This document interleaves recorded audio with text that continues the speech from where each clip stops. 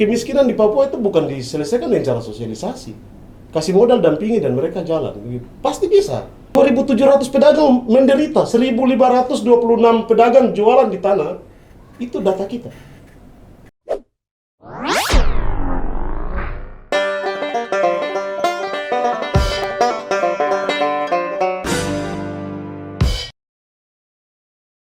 Salam jumpa bersama dengan podcast RRI Sorong, saya Yuda dalam Torang Bicara. Dan untuk Torang Bicara kali ini di podcast kita kalau berbicara tentang ekonomi, tentunya di sana ada satu tempat yang akan terjadi transaksi ekonomi, pasar dalam hari ini. Ya, dan kita akan tahu juga seperti apa dalam podcast kita kali ini. Kita akan berbicara tentang pasar ini yang dikhususkan terutama bagi orang-orang asli Papua, buat mama-mama Papua untuk bisa terus menyambung kehidupan mereka lewat berdagang. Ya. Dan hadir bersama dengan saya untuk mewarnai, mempertajam perbincangan kita dalam podcast saat ini. Saya punya dua narasumber yang harus saya kenalkan juga untuk Anda, supaya kita tahu seperti apa sebenarnya persoalan tentang pasar yang ada di kota Sorong tentunya. Oke, saya mulai dulu dari ladies first. Untuk yang pertama dari Mama dulu kah, dari Adenona dulu kah? Baik, siap. Selamat sore buat kita semua. Sebelum saya memulai dengan topik kita hari ini, saya memperkenalkan nama saya. Nama lengkap saya Kesia Srima, koordinator Mama Pasar yang ada di kilometer 13. Di sini saya mau bicara tentang kondisi pasar kami hari ini, khususnya Pasar Remu. Kita bicara bahwa mama-mama Papua di Pasar Remu hari ini kami setengah mati. Dalam arti kami bicara kondisi lapangan. Setengah mati kami di pasar adalah kami mau berdagang susah karena tidak ada tempat yang layak bagi kami. Mama Papua. Itu kondisi real sekarang yang ada ya, yang terjadi yang dirasakan oleh Mama Kesia dan juga dengan teman-teman tentunya ya. Selain itu juga saya punya tamu pengamat yang juga atau pendamping begitu ya, atau ini ada P2MPKS. Kita akan tahu seperti apa realnya sebenarnya persoalan yang terjadi dengan Mama Papua sehingga mereka suka menyuarakan bahwa kami juga butuh tempat yang baik dan layak untuk berjualan ini. Oke, baik. Saya sendiri di tim itu kita tim advokasi pendamping hukum. Jadi di P2 MPKS itu pedagang pasar Mama Papua Kota Sorong. Jadi saya sendiri Robertus Nau masuk dalam tim advokasi untuk advokasi pasar yang ada di Kota Sorong gitu. Bung Robert, coba boleh diceritain dulu P2 MPKS ini lebih fokus apa? Iya, di sini untuk P2 MPKS sendiri ini satu forum. Sebelumnya tidak ada di Sorong Raya ini, tidak ada satu forum untuk pedagang. Jadi ini forum organisasi pedagang yang ada di Sorong Raya di Kota Sorong. Forum ini didirikan 2024 itu di bulan Mei lewat konferensi mama-mama di ex Pasar Bosesen. Kebetulan di konferensi itu mereka putuskan mereka punya karena mereka senasib, hampir semua pedagang punya masalah yang sama. Mereka coba komitmen untuk pilih pengurus di situ, mereka pilih pendamping di situ, mereka pilih isu-isu mereka yang mereka dorong di situ, dan mereka bahkan punya kalender kerja begitu. Jadi di dua tahun terakhir begitu. Jadi untuk advokasi pasar begitu. Jadi khusus untuk P2 MPKS ini yang paling terdampak itu Pasar Bosesen. Pasca penggusuran pindah ke pasar modern. Itu cikal bakal lahirnya organisasi ini, forum. Mereka hampir semua dia korban ditolak di Pasar Remu, ditolak di Pasar Jembatan Puri, di Pasar Kompleks, di Pasar Halte Dom, di Pasar Pagi, Pasar Sore. Makanya kalau lihat pedagang ex Pasar Bosesen itu mereka menderita. Dan ternyata penderitaan mereka itu sama dengan yang ada di Pasar Remu, di pasar-pasar yang lain begitu. Di Sorong ini punya satu pasar sentral, satu pasar modern, satu pasar gagal yang ada di Jalan Baru itu yang pasar bersama. Oh iya, pasar bersama. Terus pasar penyangga itu pasar Jembatan Puri. Itu 4. Sedangkan pasar kompleks itu ada lebih dari 16 pasar kompleks. Yang ada di kompleks-kompleks mulai dari Tanjung, dari Saoka, di Dom, yang ada di Surya, yang ada di Yohan, di Matalamagi, di Kilo 10 Victory, 17 Batas Kota. Tapi hampir pasar ini juga tidak ada yang satu pun bisa lihat. Langsung ke lapangan di Saoka, pasar mangkrak yang ada di Matalamagi kilometer 10. Iya. Itu juga mangkrak yang ada di kanal Victory ke arah Stikes itu ada satu juga di situ satu, kan. iya. Mangkrak juga yang ada di 17. Di 17 di situ juga mangkrak juga. Iya, bangunan saja begitu ya. Bangunan saja. Dan itu yang menjadi semangat bersama begitu mama-mama ini. Kita hanya mendampingi mereka. Iya. Oke. Begitu. Jadi Bung Robert sama teman-teman yang tergabung dalam P2MP KS ini memang fokus ya untuk mencarikan pasar-pasar yang memang baik dan layak untuk Mama Kesia dan teman-teman bisa berjualan di sana tentunya. Ya. Oke, selain ada tadi sudah disebutkan beberapa pasar-pasar semua yang ada di Sorong ini, semuanya itu terbackup dengan Bung Robert dan teman-teman, atau ada satu pasar misalnya yang belum sempat tergenggam untuk semua pasar kita backup. Semua ya. Semua pasar. Bahkan di Sorong ini, di Sorong Raya ini kita punya data yang masuk di tim kami untuk data pedagang. Itu yang di data kami itu 2.700 pedagang. Dan itu dia akan terus bergerak ke arah 3.000 kemungkinan. Kalau nanti karena kita ada masih verifikasi lagi. Karena ada dari Sorsel yang juga jualan ke kota, ada dari Raja Ampat, dari Tamro, Maibrat, dari Kabupaten Sorong. Jualannya ke kota. Jadi di kabupaten-kabupaten ini dia tidak punya pasar sentral yang jadi pusat perhatian begitu yang untuk belanja. Walaupun ada, tapi tidak terlalu ramai begitu. Makanya kita punya pedagang yang ada di dalam kota ini, itu kita bagi 2. Pedagang tetap, yang mereka hari-harinya berjualan di pasar. Sedangkan pedagang tidak tetap itu yang dari luar. Dari luar. Musiman ya, datang sini ya.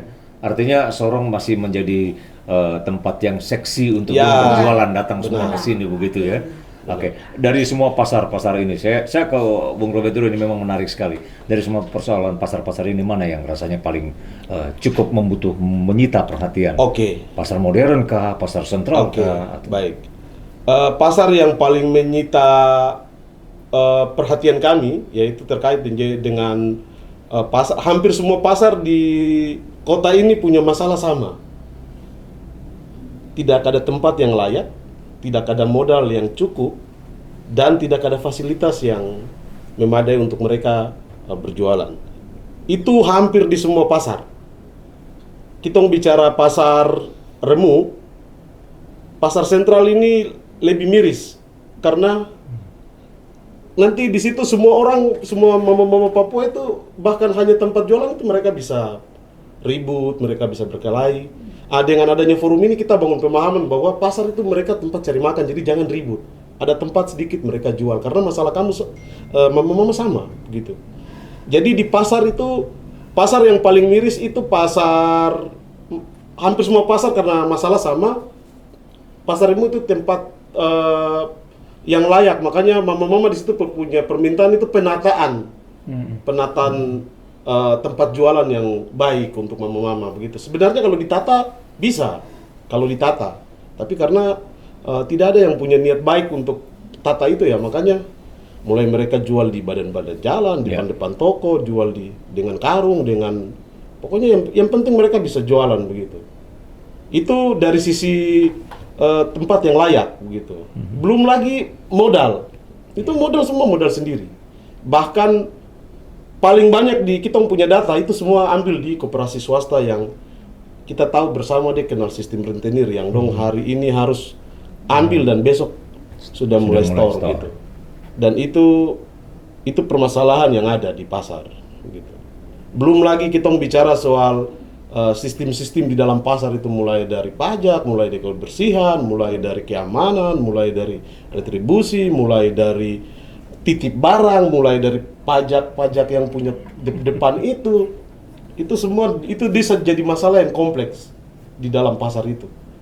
Belum lagi orang Papua itu berjualan untuk hari itu, begitu. Dia tidak jualan untuk tidak untuk makan hari itu. Lebih baru nanti disisihkan untuk pendidikan, disisihkan untuk kesehatan, disisihkan untuk kebutuhan yang lain, mungkin adat dan lain-lain gitu. Tapi dari sistem itu saja sudah berapa keuangan keluar di situ bocor. Belum lagi tambah koperasi datang lagi. Baru laku 30, koperasi sudah datang minta 100.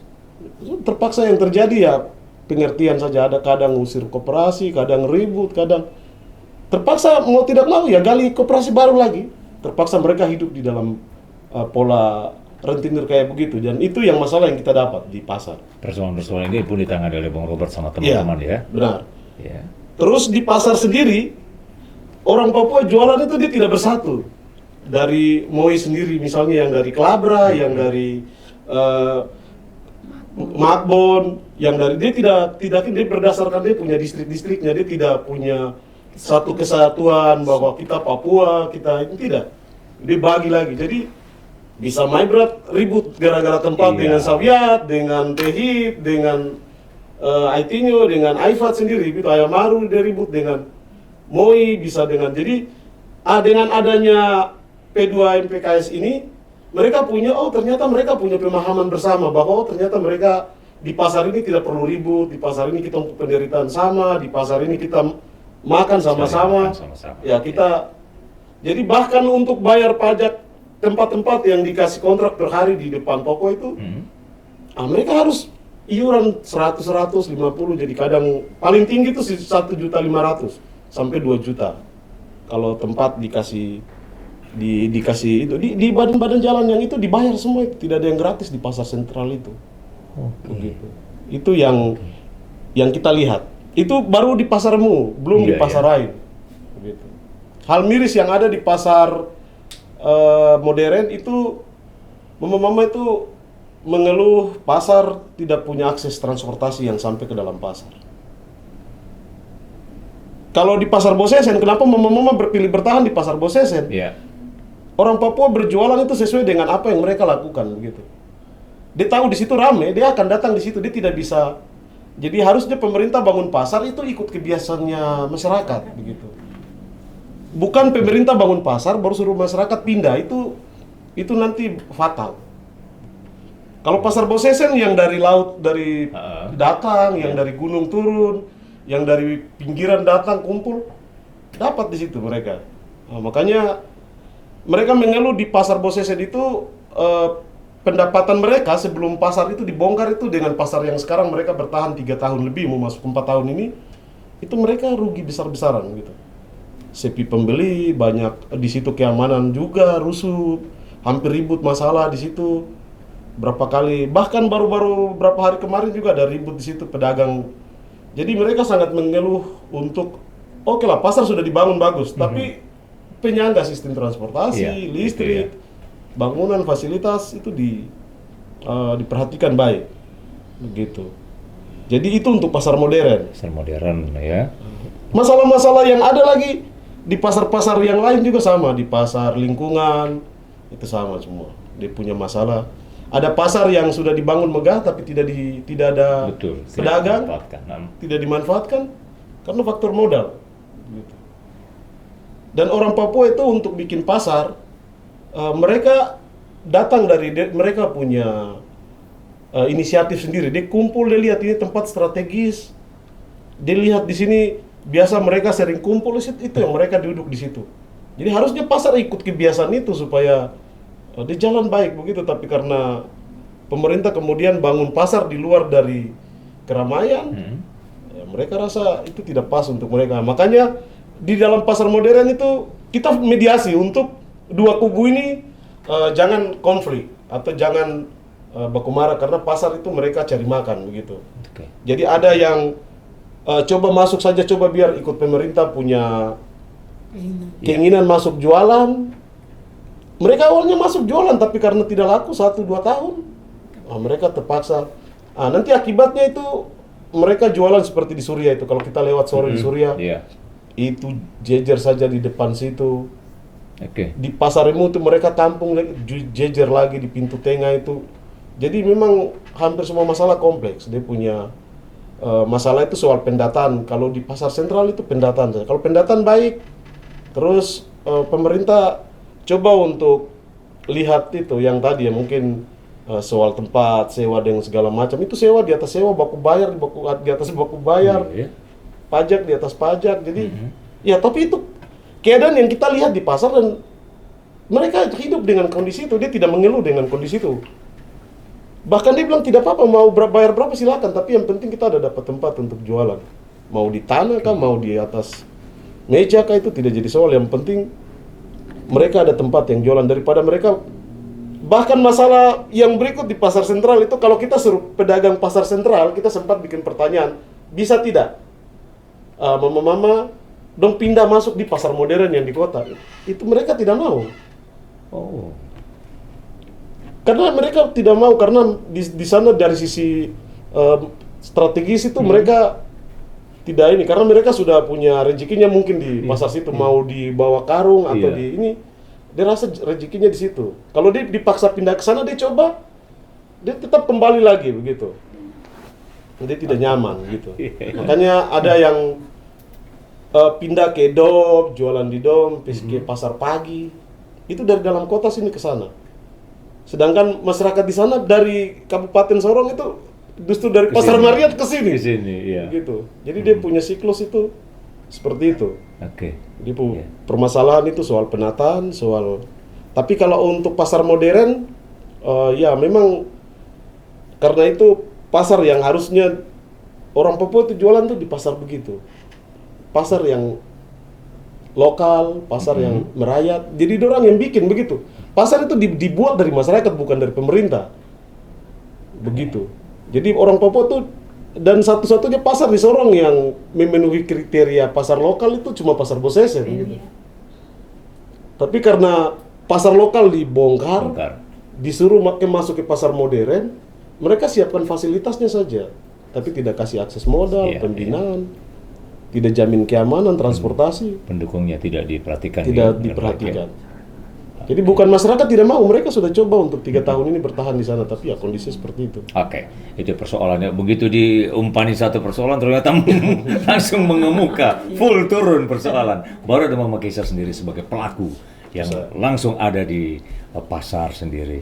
Sebenarnya seperti apa sih yang diinginkan oleh Mama Papua dengan keberadaan mereka supaya bisa berjualan dengan tenang, dengan baik? Apa yang menjadi sesuatu yang harus dievaluasi ya. Kalau mau dibilang mungkin sudah banyak disampaikan oleh narasumber kita. Yang menjadi perhatian khusus bagi pemerintah adalah Mama Papua, karena kita bicara Papua ini daerah otonomi khusus ya.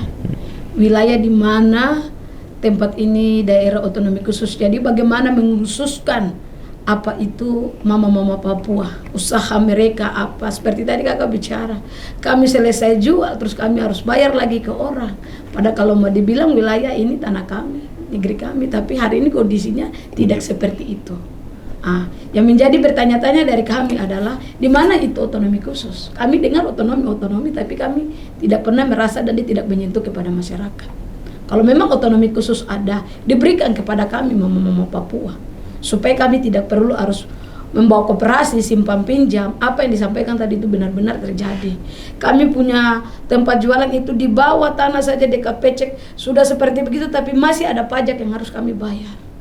Pajak kepada pemerintah, terus kami belum store lagi kepada tempat-tempat di mana mereka punya mungkin toko, dia punya kapleng depan, tapi bagaimana kami menyisip berapa menit kami jualan, terus kami harus store lagi ke situ. Keberpihakan kepada mama-mama Papua sama sekali tidak dirasakan ya. Maupun perhatian dari pemerintah itu saya rasa belum ada, katakanlah belum ada ya. Karena hari ini kami lihat kondisinya seperti begitu, sangat sedih lah kalau mau dikatakan. Kami jualan di pinggir-pinggir jalan. Kenapa bisa harus terjadi? Karena Pasar Remu itu sentral di mana semua mama-mama Papua berapa kabupaten ini ada di situ. Makanya pemerintah bukan hanya membangun gedungnya, tapi dia melihat tempat di mana untuk gampang kami bawa jualan dan jual terus cepat habis dibeli. Dan kami bisa pulang. Walaupun gedung itu dibangun pemerintah begitu bagus, tapi kalau tidak ada pembeli kan kasihan. Jualan kami tidak terjual dengan baik. Akhirnya kami bawa pulang. Itu. Jadi harus perhatian, dan kalau bisa pemerintah harus turun sosialisasi. Jangan duduk saja di kantor, tapi lihat kondisi di lapangan itu seperti apa. Dan langsung bila perlu bertanya kepada mama-mama, apa yang harus kalian butuhkan. Seperti begitu. Memang kami harus butuh tempat yang layak. Karena Pasar Remu itu tempat di mana kadang kami jualan sampai bisa baku marah karena tempat jualan. Kami di dalam kota saja sudah seperti begitu. Belum lagi dari setiap tingkat distrik dan kabupaten. Kalau mereka turun misalnya ya, wilayah saya khususnya wilayah Malamoy ya, mungkin dari distrik-distrik yang ada. Kadang mereka berdiri dengan barang jualan, kadang diusir. Karena tidak ada tempat. Ada tempat ya. Iya, tidak ada tempat yang layak. Okay. Ini memang harus perhatian penuh. Pemerintah harus mengambil bagian, terutama kepada MRP ya. Itu kita bicara kepada Majelis Rakyat Papua, dia harus melihat penderitaan orang Papua hari ini. Yang harus dipertegaskan lagi adalah kami sekarang mama Papua setengah mati. Seperti jenis jualan ya yang kami jual. Yeah. Hari ini kami orang Papua jual daun gatal, kami jual pinang, kami jual sagu, kami jual sargedi. Tapi sekarang itu sudah tidak lagi kami orang Papua. Sudah mulai dominasi dari setiap suku, yang datang mungkin dari Jawa, dari apa sudah mulai jual. Menjual itu ya. Akhirnya lama kelamaan kami tidak sadar, ekonomi kami sedang tidak ada perataan begitu bagi kami. Bagaimana yang harus kami mau jual? Kami mau jual, sangka di sini kami jual 10.000. Mungkin di sana mereka bisa jual 5.000 atau bagaimana. Makanya nilai perekonomian tidak menimbang. Kadang dia naik, kadang dia turun. Itu. Jadi makanya pemerintah harus memberikan perhatian. Kalau bisa pemerintah daerah dia membuat dalam satu peraturan daerah supaya apa yang menjadi hak kami orang Papua biarlah hak kami. Komoditas yang dijual ini mau Papua, Pinang ini tidak boleh diambil dengan saudara-saudaranya yang lain. Menjual komoditas yang sama gitu ya. Itu maksud saya. Supaya kami bisa tahu hari ini kami mau bicara apa, kan itu kondisi. Jadi pasar memang sudah tidak layak. Terima kasih dengan adanya forum ini kami bisa menyampaikan apa keluhan kami. Dan puji Tuhan hari ini kami ada di sini supaya mungkin pemerintah bisa mendengar dan tanggapinya seperti apa. Supaya kita sama-sama mencari solusi jalan terbaik seperti apa. Karena dari pasar ini juga pemerintah mendapat pajak apa, jadi harus pemerintah memberikan perhatian buat kami. Mungkin seperti begitu. Oke, Bung Robert, kita masih mau terus berbincang ya. Makin asik ini kayak, jangan kemana-mana. Torang bicara di podcastnya RRI Sorong. Podcast Torang Bicara RRI Sorong kembali bersama dengan saya Yuda tentunya. Ternyata ribet juga, ternyata banyak persoalan di tengah pasar yang menjadi pusat perekonomian di tengah-tengah masyarakat. Mama Kesia tadi cukup memprihatinkan, memang cukup menyedihkan bahkan kalau kita tadi dengar apa yang disampaikan oleh Mama Kesia. Oke, dari semua keluhan, permasalahan yang disampaikan tadi, apa sih sebenarnya ingin Mama Kesia dan Mama Papua di luar sana inginkan untuk lebih mendapatkan perhatian lagi dari pemerintah atau dari mereka-mereka yang memang berwenang untuk itu? Baik, kalau dari saya mewakili Mama Papua yang ada di luar, harapan saya, keinginan saya kalau bisa pemerintah Provinsi Papua Barat Daya maupun pemerintah daerah, yaitu dalam hal ini Wali Kota Sorong dengan setiap dinas-dinas terkait, mari kita melihat tempat yang layak buat mama-mama Papua.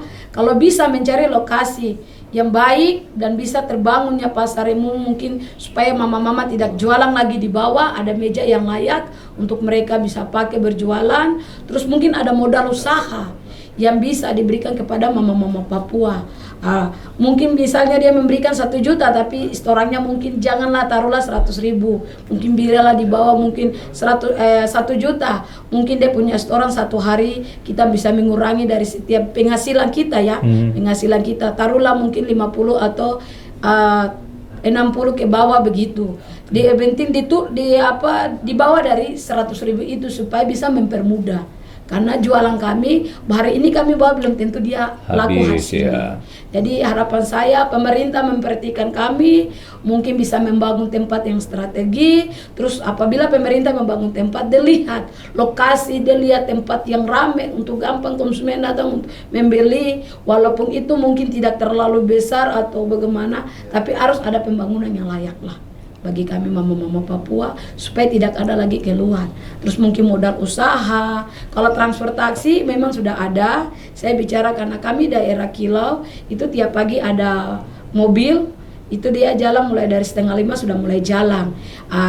Yang kami ikuti selama ini kami sudah ikut, cuma yang hari ini kami masih kurang adalah memperbaiki kembali untuk tempat jualan supaya kami mama-mama Papua tidak lagi jualan di bawah. Lapak-lapaknya itu ya. Iya, mungkin dibuat seperti apa itu kembali kepada pemerintah supaya kami jual di tempat yang layak lah bagi kami mama-mama Papua. Terus mungkin kami diberikan modal usaha seperti apa karena kami bicara Papua ada otonomi khusus. Jadi bagaimana kebijakan dari pemerintah daerah? Kalau bisa pemerintah jangan tidur tapi tolong untuk melihat suara kami, teriakan kami mama-mama Papua yang ada di Papua Barat Daya ini. Mungkin seperti begitu, saya kembalikan. Terima kasih. Pemirsa, kita lihat di daerah lain seperti Jayapura. Pemerintah daerah menyediakan memang satu pasar khusus untuk mama Papua dan kita tahu itu. Iya. Apa Mama Kaisa rasakan? Kok Jayapura bisa begitu beruntung di sini loh? Itu Bapak. Ya, menjadi perbedaan yang sangat jauh ya kalau kita mau bicara. Memang Jayapura kita lihat waktu kemarin saya pergi, saya lihat enak asik, orang-orang Papua duduk dengan baik, mereka jualan dengan rapi. Tapi kenapa kok Sorong Raya tidak bisa, Papua Barat Daya? Ya itu kembali kepada pemerintah daerah untuk dia punya kebijakan seperti apa. Supaya dia memperhatikan kami orang-orang kecil ya. Terutama kami bicara Papua dalam KUP ini, terutama ekonomi kami ya.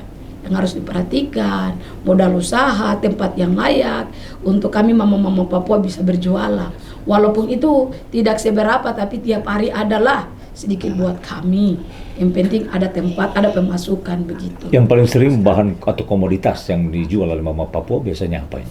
Yang biasa dijual oleh mama Papua itu hasil-hasil kebun. Hasil kebun. Ya, hasil kebun seperti kasbi, seperti daun kasbi, pisang, itu paling banyak pisang. Kadang biasa kami bawa pisang, tapi karena di pasar sudah tidak ada, maka kami obrol saja. Kami langsung bicara dengan penjualan pisang untuk mereka borong.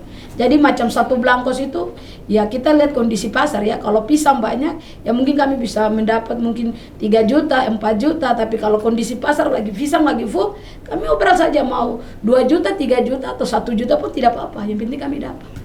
Jadi benar yang disampaikan ini dari ini kita punya data, kita tidak hanya dampingi saja, tapi kita punya data. Jadi di Sorong ini kita punya 54 titik orang Papua yang ada berdagang di Pasar Sentral Remu, Pasar Modern, Pasar Jembatan Putih. Jadi 54 titik.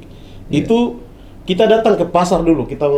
Jadi banyak pedagang yang orang Papua ini karena banyak yang sudah diiming-iming bantuan dan segala macam tidak dikasih. Jadi mereka ini yang 2000 ini yang mau ikut saja yang di cover dengan P2 MPKS saja yang ikut ini. Yang lain juga belum ikut. Berapa titik kita belum ikut karena mereka sudah muak, sudah pasrah, sudah bosan, sudah bahkan kumpul-kumpul KTP ini kita setelah di lapangan ada 11 kali. Bahkan mereka sudah kumpul 11 kali, entah dilakukan oleh orang siapa, dinas siapa. Foto-foto di jualan itu dari 2022, 23, 24 sampai bahkan kita datang karena kita dengan metode kita ketemu, kita bicara, sosialisasi walaupun hanya ini yang mau yang ikut begitu.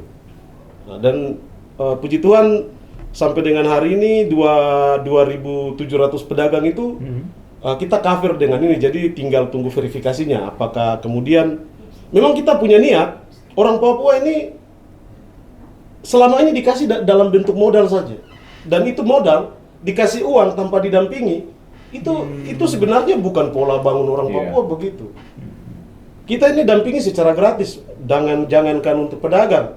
Kita punya pasar juga, kita punya koperasi juga, kita punya itu dari tidak dapat hibah dari siapa-siapa, dari modal semangat saja. Tapi jalan sampai hari ini, itu karena kita dampingi. Tapi kalau kemudian hanya proyek kasih anggaran terus habis, bikin seminar terus selesai, itu bukan bola bangun. Kemiskinan di Papua itu bukan diselesaikan dengan cara sosialisasi. Kasih modal, dampingi, dan mereka jalan. Pasti bisa.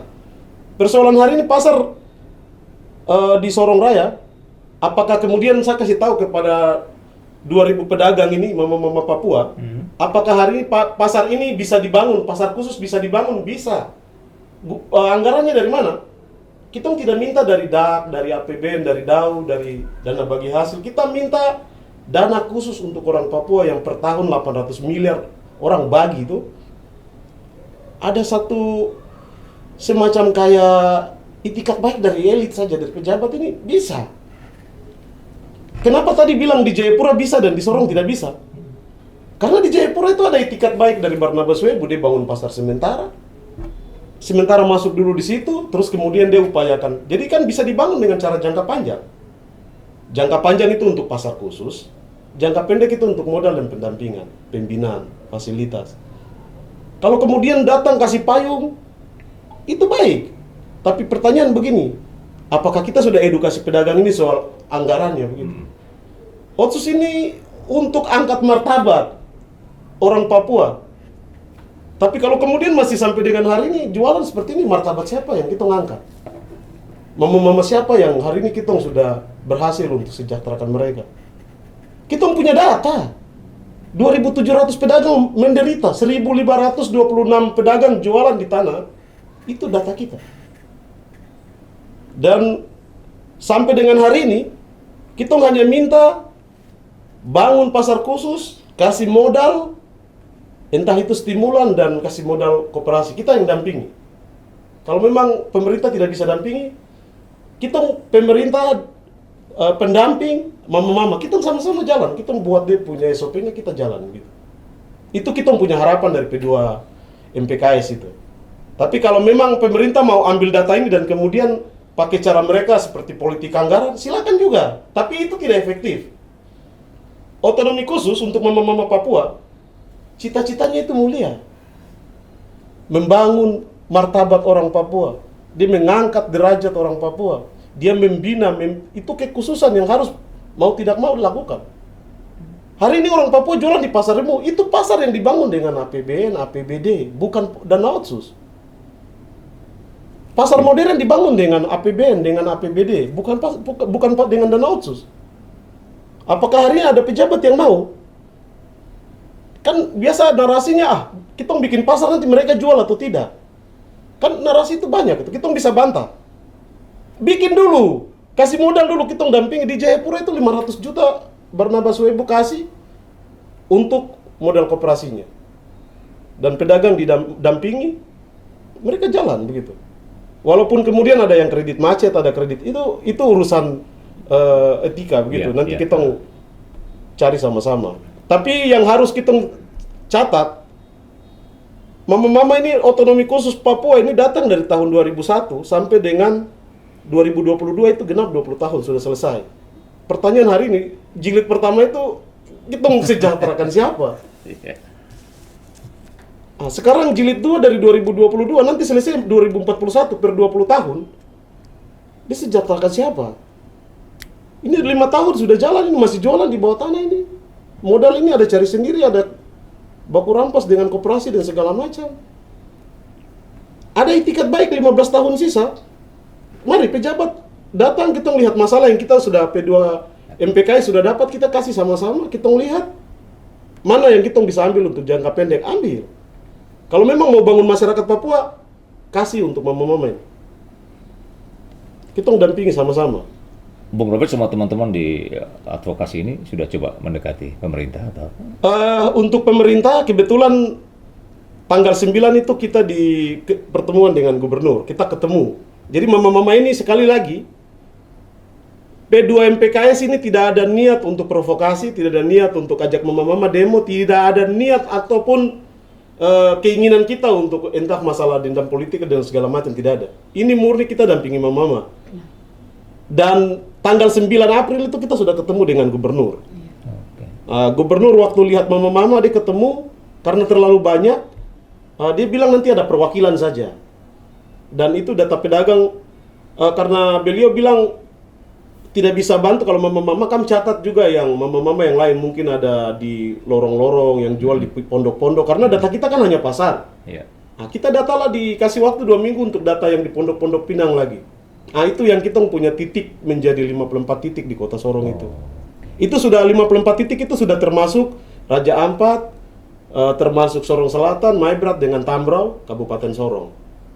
Jadi itu dia punya permasalahan seperti itu. Jadi kita data, kita sudah ketemu pemerintah dan pemerintah kasih waktu 2 minggu, dan kita sampai dengan hari ini kita belum ketemu dengan pemerintah. Mungkin nanti kita rekap kita punya data, terus kemudian kita buat surat lagi, karena ini birokrasi ya, pasti pakai surat resmi.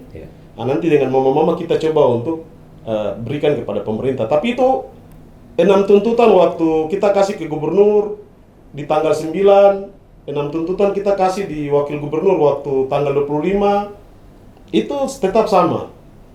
Ada bangun pasar khusus sebagai program jangka panjang, pemberian modal sebagai program jangka pendek, pembinaan dan fasilitas. Masalah hari ini itu yang di dalam kota, kita belum bicara Maibrat, kita belum bicara distrik-distrik seperti Hobart, Kelawak, Buk. Itu uang taksi sampai ke sini, itu mereka pakai 1 juta, sedangkan transportasi mereka tidak ada. Nah, akses transportasi pedesaan ini sampai di 26, 28 sampai ke Lamono, tapi kalau sudah penumpang ke Lamono naik full ya, yang lain tunggu begitu.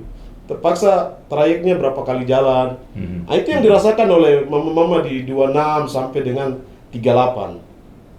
Itu terpaksa mereka harus naik, kontak lagi, buat janji lagi kapan baru turun. Nah, gitu. Jadi mungkin seperti itu. Jadi persoalan hari ini, mama-mama ini bisa tidak dikasih modal? Bisa. Dari 800 miliar yang kemarin RPJMD diputuskan itu bisa. Saya pikir bisa. Nah, cuma kembali ke etikat baik sebagai pejabat DPR, itu mereka bisa tidak untuk lihat hal ini. Ini kan uang rakyat, tapi yang kelola kan pemerintah dengan DPR, itu yang DPR awasi, pemerintah yang pakai. Masyarakat kan kalau hari ini kemudian kita tanya mama-mama di lapangan, mereka bilang uang itu semua hanya untuk utang-utang kepala daerah, utang daerah. Hari ini hanya untuk dikorupsi. Hari ini hanya untuk orang-orang kaya baru yang ada di daerah-daerah. Dan itu yang mungkin semangat itu yang membuat kita, kalau kita berhasil di Jayapura untuk dampingi mama-mama, masa di Sorong tidak bisa? Pasti bisa. Nah, itu yang terima kasih untuk diskusi hari ini, penting untuk kita. Ini kali pertama setelah kita advokasi ini dikasih ruang untuk edukasi juga, saya pikir untuk edukasi juga. Oke, Mama Kesha, akhirnya walaupun tadi sudah sempat disampaikan lagi, terakhir mungkin jangan sampai kita lupa juga ya, apa akhirnya yang Mama Kesha dan mama-mama di sana inginkan? Ya, kalau untuk saya menginginkan untuk bagaimana pemerintah daerah untuk melihat kembali mama-mama Papua mungkin bisa membangun tempat yang layak di Pasar Remu dan sekitarnya, terus mungkin transportasi ya. Saya bicara transportasi supaya mama-mama dari setiap per distrik yang ada di Kabupaten Sorong, saya tidak bicara kabupaten lain, khususnya Kabupaten Sorong, macam tadi disampaikan bahwa dari sini kalau Mono sampai Salu ke itu benar. Kami dari atas itu kalau pakai mobil itu 1.500.000. Jadi kalau bisa bagaimana pemerintah mungkin menyediakan salah satu transportasi untuk distrik-distrik tersebut. Seperti Kelawak, seperti Sayosa Timur, Sayosa Raya, sampai bagian perbatasan sekitarnya, terus mungkin transportasi ya. Saya bicara transportasi supaya mama-mama dari setiap per distrik yang ada di Kabupaten Sorong, saya tidak bicara kabupaten lain, khususnya Kabupaten Sorong, macam tadi disampaikan bahwa dari sini kalau Mono sampai Salu ke itu benar. Kami dari atas itu kalau pakai mobil itu 1.500.000. Jadi kalau bisa bagaimana pemerintah mungkin menyediakan salah satu transportasi untuk distrik-distrik tersebut. Seperti Kelawak, seperti Sayosa Timur, Sayosa Raya, sampai bagian perbatasan. Nah, itu mungkin harus ada transportasi yang khusus untuk mereka. Bila perlu pemerintah mungkin booking route, satu kali jalan mengunjungi berapa distrik yang ada. Karena kita bicara ini jangkauan yang jauh. Saka mereka dari atas sudah pakai kendaraan begitu mahal, barang jualan mereka jual mungkin tidak sampai 50-100. Yes. Ya, jadi mungkin perhatian penuh dari pemerintah, terus mungkin ada modal usaha dari Otsus itu bagi kami. Oke. Mungkin harapan Transportasi, modal usaha, Iya. dan tujuannya langsung mau pasar sentral, Iya, tidak mau pasar yang lain. naik, iya. Begitu ya. Iya. Oke. Bung Iya, Robert, kalau di terakhir apa kita, ini? terakhir dari kami sebagai pendamping, yang kita lihat ini kemiskinan orang Papua ini yang dijadikan jualan untuk hadirnya daerah otonomi baru. Salah satunya hadirnya provinsi ini karena kemiskinan orang Papua. Bahkan di Sorong Raya ini juga masuk daerah miskin ekstrim, dan itu hampir rata-rata semua orang Papua. Nah, pertanyaan hari ini provinsi sudah datang. Pertanyaan hari ini uang Otsus itu sudah ada. Pertanyaan hari ini yang besar itu ada tidak itikat baik dari orang Papua sendiri, Ya. baik yang ada di legislatif, yang ada di eksekutif, untuk bangun ini manusia Papua yang ada di sini, mama-mama Papua yang ada di tanah ini, terutama di Sorong Raya. Hari ini orang Papua di kota Sorong, dari 100% itu orang Papua hanya 27,48%. Masa untuk kasih bantuan modal usaha yang ini tidak bisa? Nah, itu yang kita melihatnya di situ. Ruang-ruang hidup orang Papua semua sudah hilang. Yang paling dasar seperti sapu jalan, pelabuhan, parkiran, itu sudah hilang semua, diambil oleh orang lain semua. Kalau besok lagi misalnya di pangan lokal lagi diambil oleh orang lain, orang-orang ini duduk mau bikin apa begitu? Nonton semua penonton nanti. Nah, itu yang harapan kami, bukan yang ada di dinas itu orang-orang yang tidak baik, semua orang baik. Mungkin saja mereka lapar, mungkin saja mereka rakus, mungkin saja mereka ini. Jadi kita kasih tahu dengan cara-cara yang santun, yang baik seperti ini, untuk dana yang khusus untuk masyarakat ini langsung dikasih dengan pendampingan yang baik supaya proyek itu, program itu sampai begitu. Daripada nanti Otsus jilid 2 terus kita mau jilid berapa lagi bertemu bangun mama-mama ini. Kita mau jilid 30. Tidak bisa, kita yang ada kita pakai. Jadi mungkin dari harapan kami itu seperti itu. 6 tuntutan itu transportasi tadi, pasar khusus. Itu program jangka panjang. Tapi kalau yang jangka pendek itu modal stimulan dengan modal koperasi untuk pendampingan itu sama pembinaan. Nah, mungkin sedangkan yang transportasi itu kita bicara yang transportasi pedesaan gitu. Dan lintas Sorong Raya. Jadi mungkin harapan seperti itu. Saya yakin masih ada orang baik di kantor-kantor itu yang bisa lihat mama-mama, dan mungkin dengan adanya edukasi kayak begini atau kita sampaikan seperti ini ya. Terima kasih untuk RRI juga karena dia jadi corong untuk kita, terutama kita pendamping, untuk kita rasa ada ruang untuk kita sampaikan, kita mempunyai pendampingan seperti itu. Oke. Kami pada dasarnya selalu siap untuk menyuarakan apa yang menjadi keinginan Mama Kesia dan Mama juga untuk Robert dan juga teman-teman ya, untuk satu misi yang mulia tentunya ini. Dan sekali lagi terima kasih untuk kehadirannya. Akhirnya membuka semua wawasan kami juga bahwa ini loh ternyata yang dialami oleh Mama Papua kita dengan perekonomian mereka, baik tempat maupun juga komoditi yang mereka jual ya. Benar. Ya, mereka pun ingin mempunyai kesempatan yang sama dengan saudara-saudara yang lain dalam dagang dalam hari ini ya. Terima kasih Mama Kesia, Bung Robert, terima kasih banyak. Dan akhirnya saya harus pamit lewat podcast RRI Sorong Torang Bicara. Ketemu lagi lain kesempatan dengan topik-topik yang menarik pula. Sampai jumpa.